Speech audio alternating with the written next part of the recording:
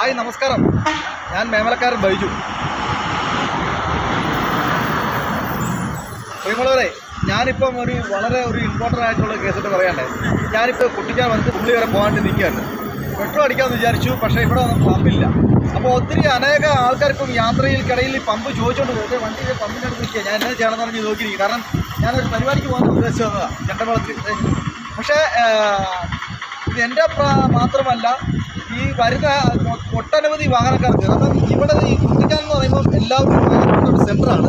അപ്പം ഇവിടെ നിന്ന് പെട്രോൾ അടിക്കാൻ ആശ്രയിച്ച് വരാൻ നേരത്ത് ഇവിടെ ഇല്ലെങ്കിൽ ഇവർ നേരെ പോകേണ്ട 20 കിലോമീറ്ററിനപ്പുറം മുണ്ടക്കത്ത് പോകണമെങ്കിൽ മുണ്ടക്കത്ത് പോയി അടിക്കാൻ പറ്റും. ഇതല്ലെങ്കിൽ 7 കിലോമീറ്റർ പാമലർ പോയി അടിക്കാൻ പറ്റും. അപ്പം ഞാനിനി പെട്രോളിന് വേണ്ടി ഇവിടുന്ന് നിലവിൽ ഓട്ടോ പിടിച്ച് പോകേണ്ടി വരും. അപ്പം അങ്ങനത്തെ സ്ഥിതിയാണ്.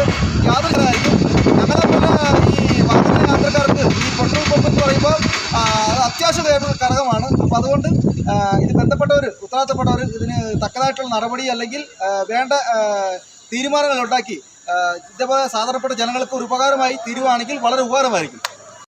നമ്മുടെ പ്രദേശത്തിൻ്റെ പ്രാധാന്യം എന്ന് പറയുന്നത് കോട്ടയം, കുമളി, കട്ടപ്പന എന്നീ മേഖലകളിൽ പോകേണ്ട വാഹനയാത്രക്കാരും അതുപോലെ തന്നെ നമ്മുടെ മേഖല എന്ന് പറയുമ്പോൾ ടൂറിസ്റ്റ് മേഖലയാണ്.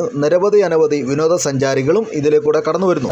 ഇപ്പോൾ തന്നെ ശബരിമല, പട്ടുമല, മണർകാട് എന്നീ പ്രദേശത്തെ തീർത്ഥാടന കേന്ദ്രമായതുകൊണ്ട് അനവധി ഭക്തர்களுം നമ്മുടെ ഈ കുട്ടിക്കാനം ജംഗ്ഷനിലൂടെയാണ് യാത്ര ചെയ്തു പോകുന്നത്. പ്രത്യേകിച്ച് എടുത്തു പറയുക ഒരു കാര്യം പറയുകയാണ്, പീരുമേട് ഹോസ്പിറ്റലിൽ നിന്ന് യാദൃശ്യമായിട്ട് ഒരു കോട്ടയം മെഡിക്കൽ ഒരു പേഷ്യൻറ്റിനെ രാത്രി റെഫർ ചെയ്യുകയാണ്. അന്നേരത്തേക്ക് ഡീസലോ പെട്രോളോ ആ ആംബുലൻസ് തീരുന്നുണ്ടെങ്കിൽ ആശ്രയിക്കേണ്ടത് നമ്മുടെ ഈ കുട്ടിക്കാനം പമ്പിനെയാണ്.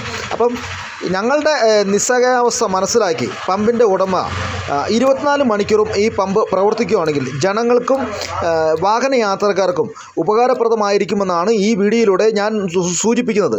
പ്രത്യേകിച്ച് ഞങ്ങളുടെ ഈ അവസ്ഥ, നിസ്സഹായാവസ്ഥ മനസ്സിലാക്കണമെന്ന് അധികാരികളും അല്ലെങ്കിൽ ഈ പമ്പിൻ്റെ ഉടമകളും മനസ്സിലാക്കി പ്രവർത്തിക്കുകയാണെങ്കിൽ വളരെ ഉപകാരമായിരിക്കും.